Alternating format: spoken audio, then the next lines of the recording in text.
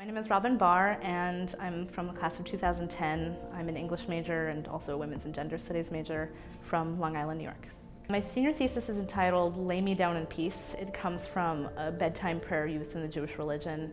I use it from a translation that was meant for children, so it may not be quite as an accurate English translation, but it struck me, so I wanted to use that. My senior thesis is a play, and it's about a pair of Russian Jewish immigrants who emigrated to the United States in the early 1900s and their relationship with their 3 American-born children. It's set during the Great Depression, so it's set in a very historical space. They live in a tenement, they don't have a lot of money, and they have to deal with poverty and the questions of language because the parents speak Russian and Yiddish and the children speak English. There's sort of a dissonance and a disconnect between the generations, so I'm trying to explore that.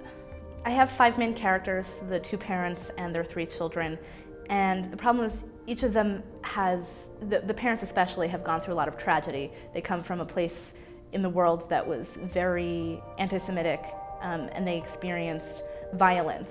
What happens when you experience this trauma and your children, although they didn't experience this, they're almost imprinted with the memory of this pain.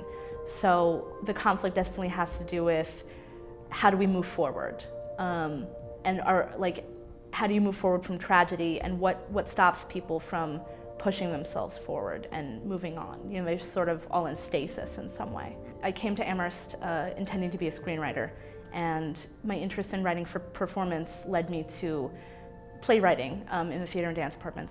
I knew that this is what I wanted to do, and I took a class in Yiddish at the National Yiddish Book Center, and that sort of cemented my interest in writing this play, which is actually based on family history and the history of my great-grandparents and their emigration story. I've been planning it, like I was in storyboard since my sophomore year.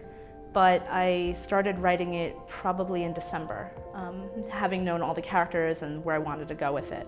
And I sort of completed it in a space of about a month, if I just count all the hours that I put into it. I'm very happy with the way it turned out. I felt that it was not only important to have a work that I've written and that I've completed something, but because it's so tied with my family history and who I am as a person, I felt that it was very cathartic to have these events written down, especially because I was very close to my grandmother, and she would tell me these stories, and she always wanted to write them down, like what her childhood was like. And she comes up as a character, as a young girl. She's the young character in the story. She sort of acts as a translator and an anchor for the story. And so honoring my grandmother this way was very important to me. I think this is a very significant aspect of my development, because not only was this important because of the work that I wanted to produce, but also it showed me that I can do this, and that this is something that I want to do for my life. So having completed a project, and this is quite an epic project for me, it's sort of given me a grounding in that I should follow my dream and write for a living.